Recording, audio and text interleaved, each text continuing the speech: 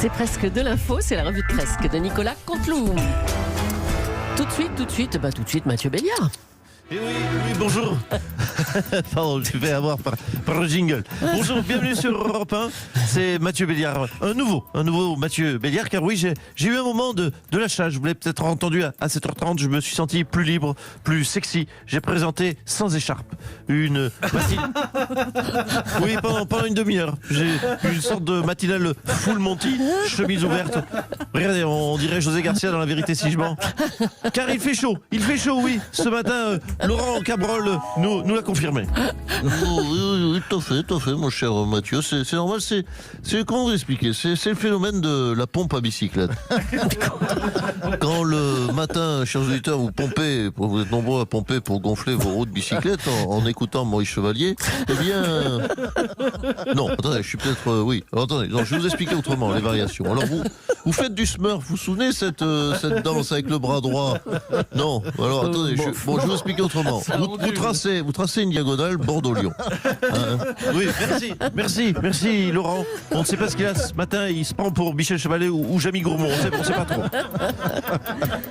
Bref, un grand pédagogue, notre Laurent Cabrol. Bref, l'info du jour, c'est après le coronavirus, c'est le virus H5N1 qui fait son grand retour en Chine. C'est ce qu'ils appellent avoir la shkumun. Encore une semaine et ils vont se choper Ebola, la vache folle, le chikungunya et un concert de Mireille Mathieu. Oh là. On est solidaires avec nos amis chinois, les pauvres. Et puis l'autre info toujours, c'est ce médecin généraliste qui a continué à exercer avant de savoir qu'il était contaminé par le coronavirus. Il n'a pas donc su diagnostiquer qu'il était malade, alors que son métier c'est justement de diagnostiquer ceux qui pourraient être malades. Donc finalement c'est peut-être une bonne chose qu'il puisse plus exercer du tout finalement. À vous Julie. Merci Mathieu. Les chiffres de la délinquance ne sont pas bons pour Christophe Castaner. Bonjour monsieur le ministre de l'Intérieur. Et bonjour à votre matinale, bonjour à la brigade matinale, bonjour au brigadier-chef Béliard, à l'adjudant Gerbert Cabrol. C'est vrai, autant... Vous l'avez dit. Autant au début, je vais vous dire les choses franchement, j'ai mis un peu de temps à me faire à la fonction de ministre de l'Intérieur. Autant après 2 ans, ça y est, mon bilan n'est pas brillant. On dit que c'est le thème de l'insécurité qui pourrait faire perdre Emmanuel Macron en 2022, comme Lionel Jospin d'ailleurs en 2002. Écoutez, là-dessus, je pense qu'il faut prendre une position claire. Quand les policiers, pardonnez-moi, tapent sur des citoyens, vous n'êtes pas content. Quand des citoyens se tapent entre eux, vous n'êtes pas content non plus. Écoutez, si vous vouliez avoir un monde de bisous et de paix, il fallait nommer comme ministre de l'Intérieur John Lennon. D'accord. Mais qui avait un gilet d'ailleurs. Il faut dire... Un gilet jaune, Lennon. Ah, oh là là. Oui, j'ai compris que c'était une émission, paraît-il, comique. Donc je me permettais de faire une petite allusion drôlatique. Non, mais pour parler à nouveau de la fonction de ministre de l'Intérieur, Sarkozy et Valls étaient de bons ministres de l'Intérieur. Vous savez pourquoi? Parce qu'ils avaient la tête de l'emploi. Non, mais si on va sur ce terrain, Madame Julie, la tête de l'emploi. Bon, écoutez, je suis lucide. C'est vrai que je comprends. J'ai plus une tête à finir la soirée en cellule dégrisement qu'à donner des ordres. Mais on va pas aller sur des attaques physiques. Laurent Nunez, c'est pire. On dirait un François Hollande made in Portugal. Mais comment voulez-vous avoir de l'autorité avec une tête de nounours lusitanien? C'est bon, on va vous laisser, je crois. Merci beaucoup, monsieur Castaner. Il est fou. Allez, les députés En Marche ont refusé de voter l'allongement de 12 jours du congé prévu en cas de décès d'un enfant, au motif que ça pénaliserait les entreprises. Ce qui a provoqué un tollé, bien évidemment. Muriel Pénicaud, vous êtes ministre du Travail. Bonjour. Oui, bonjour, monsieur Julie. Effectivement, nous ne voulions pas pénaliser les entreprises.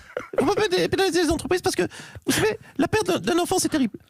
Mais la perte d'une entreprise, c'est encore plus terrible, c'est affreux. Oui, mais enfin bon, vous avez admis une erreur, hein. Mais qu'est-ce qui vous est passé par la tête? Allons. Mais vous savez, on a juste voulu, au gouvernement, nous voulons protéger l'emploi. On a voulu protéger l'emploi. On sait que l'enfant, en général, est l'ennemi de l'entreprise. Laisse-moi terminer.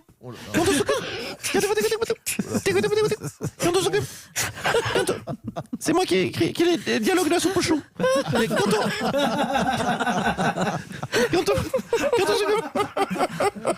Quand on s'occupe d'un enfant, on a moins de temps à consacrer à son travail. On est plus fatigué.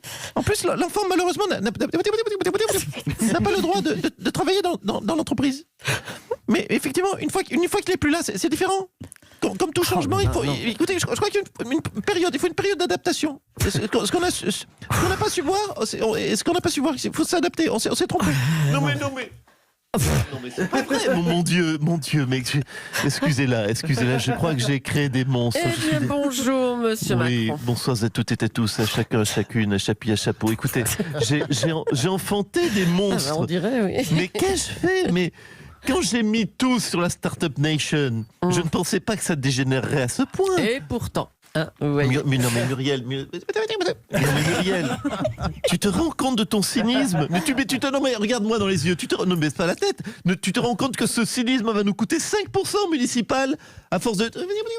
Non, mais faire les deux. à force de tout voir avec une vision comptable, on va perdre au moins 200 municipalités supplémentaires. Tu te rends compte de ça? Et c'est un peu cynique aussi, hein, ça, comme réflexion. C'est pas faux. Mais tu vois, Muriel, c'est à cause de toi. En plus, tu es contagieuse. Je deviens comme toi. Mais merci, Muriel. Alors, Monsieur le Président, vous avez appelé à plus d'humanité. Bon, c'est bien, parce que les Français ne comprenaient pas, en fait. Merci pour ce bon point que vous m'accordez, Mme Julie. J'y suis sensible. Vous savez, moi, je suis ouvert au dialogue. Donc, les centristes disent que lorsque votre enfant décède 5 jours, c'est trop court. Décède 5 jours, c'est trop court pour faire son deuil. C'est ça. Voilà. Bon, très bien, je l'entends. Il dit en revanche qu'au bout de 12 jours, ça va. On a fait le deuil, on a retrouvé une grosse patate, on fait tourner les serviettes, on commence même à relativiser, à se dire oui, bon, d'un sens tant mieux, hein, il nous emmerdait plus qu'autre chose ce mot. Oh là là, mais arrêtez, on sait bien que la douleur ne s'arrête jamais, enfin. Mais écoutez, j'essaye d'interpréter, de comprendre. Alors qu'est-ce qu'on fait? On fait quoi? On fait un congé de 15 ans? De 20 ans? Moi je veux bien, moi c'est comme vous voulez, c'est pas moi qui paye, c'est vous. Arrête de chialer, toi. Hein. Stop tous les deux. Merci Emmanuel Macron. Allez, on va revenir sur ce procès qui s'ouvre demain, le procès du faux Jean-Yves Le Drian. François Hollande, bonjour. Hey, bonjour. Écoutez, franchement, il ne fallait pas être très malin pour voir qu'il s'agissait d'un faux Jean-Yves Le Drian.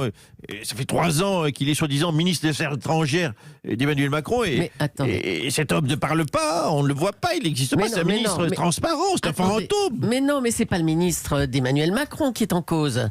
Souvenez-vous, en 2015, un certain Gilbert Chicly s'est fait passer pour Jean-Yves Le Drian avec un masque en latex pour demander des millions d'euros à de riches donateurs. C'est ça l'histoire. Non? Mais oui. Ah oui? Ah ben alors c'est comme moi. Mais comment ça, comme vous? Mais vous n'êtes pas au courant du faux François Hollande? Bah non. Ben, un type qui avait mis un masque en latex pour gérer l'affaire Leonarda, pour nommer Cahuzac, pour tromper Valoche, pour dire qu'il allait inverser la courbe du chômage avant la fin de l'année. D'après moi, c'est Macron le coupable. Ah bah c'est ça, oui, c'est ça. Merci, monsieur Hollande. Les Français rapatriés de Chine sont toujours placés en quarantaine à Carry-le-Rouet, dans un centre de vacances. La ville où habite, on le rappelle, Jean-Pierre Foucault. On va aller dans ce centre à Carry-le-Rouet pour voir comment ça se passe.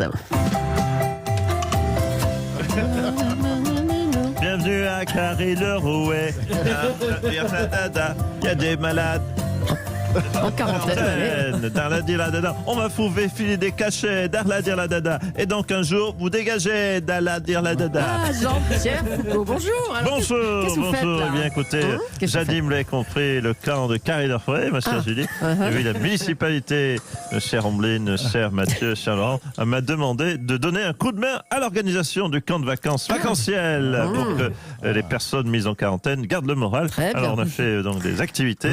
On joue à différents jeux, au docteur Maboul, au docteur, on regarde Docteur House ce soir, on joue à qui veut gagner des bubons. Oh là là, non. Qui veut gagner des bubons? Enfin, comment ça se joue, ça? Alors c'est très simple, c'est un jeu qui a beaucoup de succès.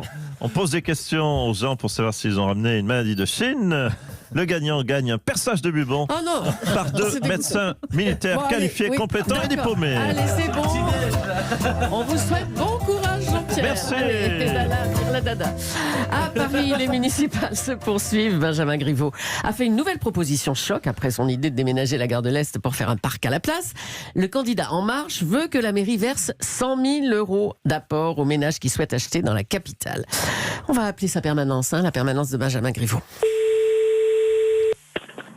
Allô, oui. Oui, bonjour, je suis bien à la permanence de Benjamin Griveaux. Oui, madame, je suis son directeur de campagne. Excusez-moi, je ne peux pas vous prendre tout de suite. Là, je suis en voiture, je suis en pleine opération en extérieur. 2 secondes. Je reprends après. D'accord, bon, j'attends. Mesdames et messieurs, parisiennes, parisiens, la campagne de Benjamin Griveaux continue. Benjamin Griveaux, le candidat de tous les cadeaux. Si vous votez pour Benjamin Griveaux, retenez son nom, Benjamin Griveaux, vous aurez 100 000 euros par mois. Vous pourrez vous acheter des 200 mètres carrés à Saint-Germain. Des prêts, vous aurez des parcs à la gare de l'Est, des parcs de clowns avec des animaux. Mais ce n'est pas tout. Benjamin Griveaux, retenez son nom, Benjamin Griveaux.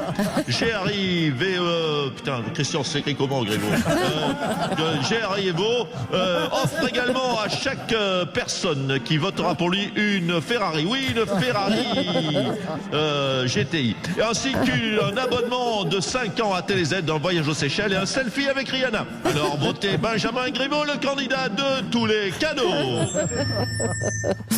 Oui, pardon, excusez-moi, je finissais l'annonce. Vous vouliez me demander quelque chose Non, mais en fait, c'est bon. Hein.